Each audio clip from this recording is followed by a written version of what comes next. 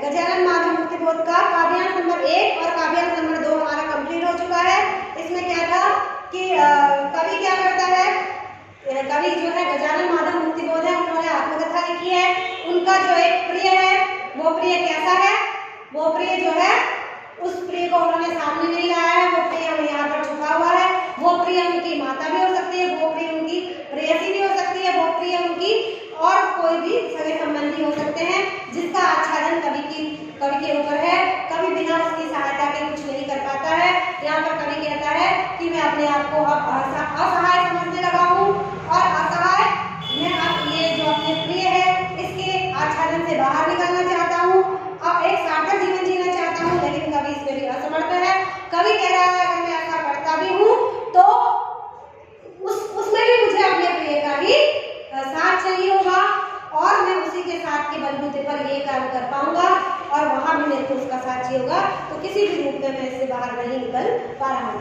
सचमुच अब देखो काव्यांश नंबर 3, 4, 5 में तुम्हें बता रही हूँ, सचमुच मुझे दंड दो कि भूलूं मैं तुम्हें भूल जाने की दक्षिणी ध्रुव अंधकार अमावस्या शरीर पर चेहरे पर अंतर में पालू में झेलू में उसी में नहालू में।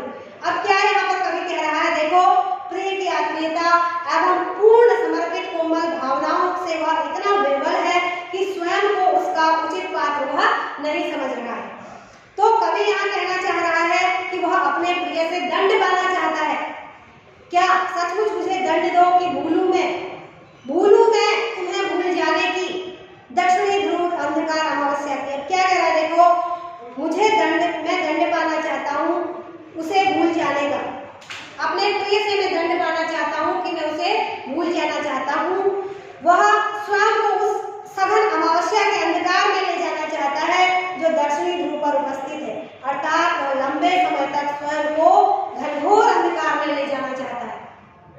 ठीक है, जिसे अंधकार उसके शरीर चेहरे हृदय सभी जगह व्याप्त हो जाए, वह उस अंधकार को प्रत्येक स्तर पर झेलना चाहता है, वह उसी में नहाना चाहता है ताकि वह अंधकार को अपने अंदर और अंधकार उसे अपने अंदर आत्मसात कर ले।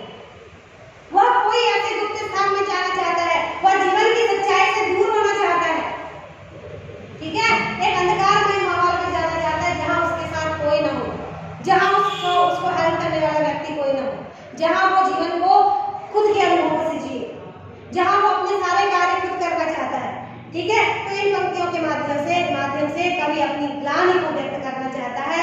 कवि का हृदय इस बात से व्यथित है कि जिस प्रिय ने उसे अपना सब कुछ समर्पित कर दिया, उस प्रिय को वह उचित प्रतिदान प्रत्युत्तर नहीं दे सका। प्रिय के प्रेम एवं आत्मीयता के बदले वह उसे कुछ भी वापस न लौटा सका। कवि कह रहा है, कवि अपने आप को असहाय समझ रहा है, कवि अपने आप को अपने आप से क्रोधित हो रहा है कि जिस प्रिय ने मेरे लिए सब कुछ किया, जिसने मेरे लिए दिन रात एक कर दिया, जिसने मेरे लिए अपने आप को समर्पित कर दिया मुझे आगे बढ़ाने के लिए या मेरे जीवन में को मैं प्रगति लाने के लिए, मैं उसके लिए क्या कर रहा हूँ,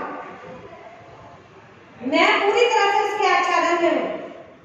यानी कि कवि अपने आप को असमर्थ प्रतीत कर रहा है जीवन में आगे कि मैं जो मेरे लिए इतना कर रहा है मैं उसके लिए क्या कर रहा हूँ, और वो सोच रहा है कि क्या मैं अपने प्रिय से अलग रहकर, अपने प्रिय से दूर रहकर क्या मैं स्वयं कुछ कर पाऊंगा, क्या मैं अपने प्रिय के सहारे के बिना कुछ कर पाऊंगा।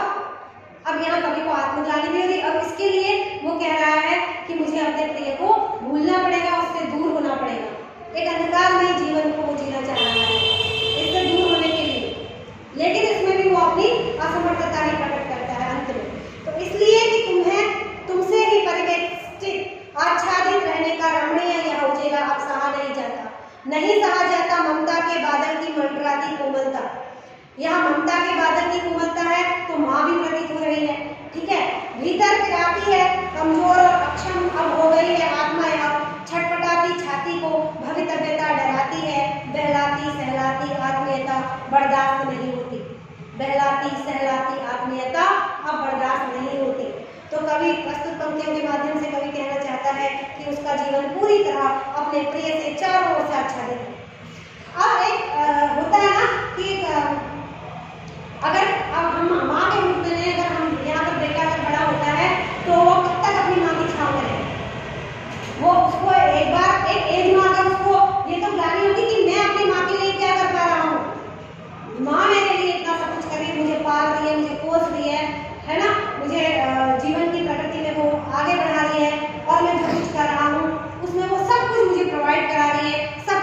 हेल्प कर रही है, मैं बिना माँ के कुछ भी नहीं कर पा रहा हूँ। तो यहाँ वो क्या है, यहाँ पर वो उसको आत्मग्लानि हो रही है कि क्या मैं अपनी माँ के बिना, अगर हम माता को ले समझे तो कि क्या मैं अपनी माता के बिना ये सब कर पाऊंगा।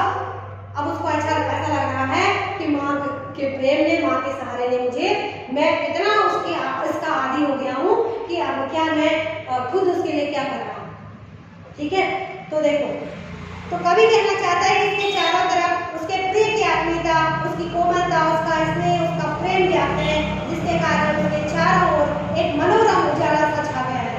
लेकिन अब स्नेह का, प्रेम का तथा आत्मीयता का उजाला पर उससे बर्दाश्त नहीं होता। वह इसे सहने में स्वयं को अक्षम मान रहा है।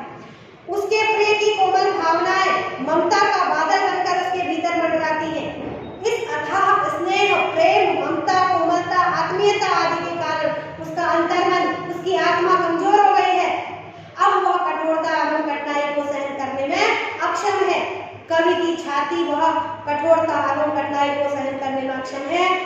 कवि की छाती में, उसके हृदय में डरावने भविष्य को लेकर एक छटपटाहट है कि उसे हमेशा बहलाने सहलाने वाली आत्मीयता एवं स्नेह प्राप्त नहीं होगा तो क्या होगा। कवि को डर है, कवि छटपटा रहा है। अगर हमेशा वह आत्मीयता उसको ना मिले, वह प्रेम उसको ना मिले, वह सहारा उसको ना मिले, तो क्या वो जीवन में आगे बढ़ पाएगा? क्या वो जीवन जी पाएगा? क्या वो स्वयं कुछ कर पाएगा? तो भविष्य की आशंकाएं अब यहाँ उसको डरा रही है। इसीलिए अब कवि को अपने प्रिय की इतनी अधिक आत्मीयता, घनिष्ठता, स्नेह, कोमलता बर्दाश्त नहीं होती। वह भविष्य को सोचकर इस आत्मीयता से दूर जाना चाहता है, ऐसी जगह जहाँ चारों ओर अंधकार ही अंधकार हो, कठोरता ही कठोरता हो, ताकि उसमें कठिनाइयों को सहन करने की क्षमता विकसित हो सके। वह विपरीत परिस्थितियों से मुकाबला करके विजयी होने में सक्षम हो सके। वह अपने अंदर संघर्ष की क्षमता को विकसित करने के लिए अपने चारों तरफ व्याप्त अपने प्रिय की ममतामयी कोमल भावनाओं के संरक्षण से बाहर निकल सके। संरक्षण मतलब कि एक जो होता है हर चीज में उसकी माता का या उसकी प्रिय का बंधन, उसकी उनके नियमों के अनुरूप ढलना, उनके अंदर काम करना, किसी के अंदर में रहना। ठीक है, संरक्षण। तो सहा नहीं, अब काव्य सौंदर्य देखिए इसमें क्या है, सहा नहीं जाता, नहीं सहा जाता शब्दों के क्रम में थोड़ा सा किया गया परिवर्तन असहनीयता के प्रभाव को गहरा कर रहा है। ठीक है, काव्यांश में एक मनोवैज्ञानिक सत्य का उद्घाटन किया गया है कि अत्यधिक संरक्षण या हित चिंता में आत्मा को दुर्बल हो जाती है, आत्मा को दुर्बल बना देता है। अत्यधिक प्रेम, अत्यधिक सहारा, अत्यधिक आत्मीयता, अत्यधिक ममता, कोमलता एक किसी व्यक्ति को क्या बना देती है, क्या बना, दुर्बल बना देती है। कवि इस दुर्बलता से उबरना चाहता है। ममता के बादल और तुमसे उजेला के रूप यहाँ रूपक अलंकार है। आत्मीयता और कोमलता जैसी भावनाओं का यहाँ मानवीकरण किया गया है। ठीक है, आत्मीयता और कोमलता का मानवीकरण किया गया है, मानव के हाव भावों का यहाँ आरोप किया गया है। ईश्वर की आवृत्ति के कारण स्वर मैत्री का सौंदर्य उद्घाटित हुआ है। डराती, सहलाती, छटपटाती, ये ई शब्द जो है यहाँ इससे क्या हुआ है, इसकी जो आवृत्ति हुई है यहाँ तो स्वर मैत्री सौंदर्य उद्घाटित हुआ है। मंडराती कोमलता भीतर गिराती में तौ वर्ण की वर्ण तथा छटपटाती छाती में छ वर्ण की आवृत्ति के कारण अनुप्रास अलंकार है। ठीक है, भाषा यहाँ क्या है, सरल है, सहज है एवं साहित्यिक हिंदी है। इसमें तत्सम, अपभ्रंश एवं ऊर्ध्व शब्दों का प्रयोग भी हुआ है। समझ में आ रहा है? ठीक है, तो नेक्स्ट देखो, सचमुच मुझे दंड दो कि हो जाऊं पाताली अंधेरे की गुहाओं में, विवरों में, धुएं के बादलों में, बिल्कुल मैं लापता। लापता कि वहां भी तो तुम्हारा ही सहारा है, इसलिए कि जो कुछ भी मेरा है या मेरा होता सा लगता है, होता सा संभव है, सभी वह तुम्हारे ही कारण के कार्यों का घेरा है, कार्यों का वैभव है। अब तक तो जिंदगी में जो कुछ भी था, जो कुछ भी है, सहज से स्वीकारा है, इसलिए कि जो कुछ भी मेरा है वह तुम्हें प्यारा है। ठीक है, तो यहाँ क्या है, इन पंक्तियों के माध्यम से कवि क्या कहना चाहता है, वह अपने प्रिय के अस्तित्व से आच्छादित अपने अस्तित्व को समाप्त करने का दंड चाहता है। अब देखो, कवि कहता है कि वह स्वयं को पाताल जैसी घनघोर गुफा या सुरंग के अंधेरे में विलीन करना चाहता है। वह अपने वर्तमान संपूर्ण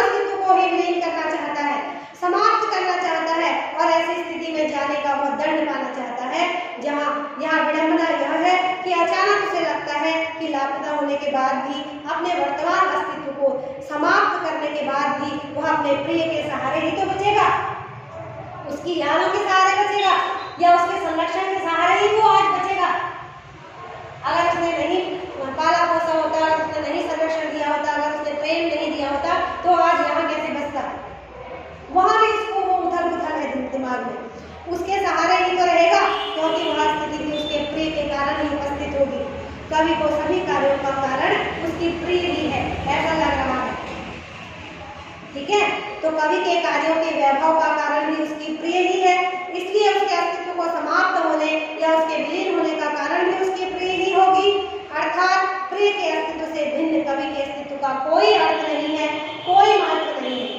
ठीक है, कवि के जीवन में अब तक जो कुछ भी था, वर्तमान में जो है और भविष्य में जो रहेगा, सब कवि को हर्ष के साथ स्वीकार है, क्योंकि उसने उनसे जुड़ी सभी स्थितियां, कवि से जुड़े सारे यथार्थ कवि की प्रिय को प्यारे हैं, इसलिए वे सभी कवि को भी प्यारे हैं, कवि को सहर्ष वो स्वीकार है।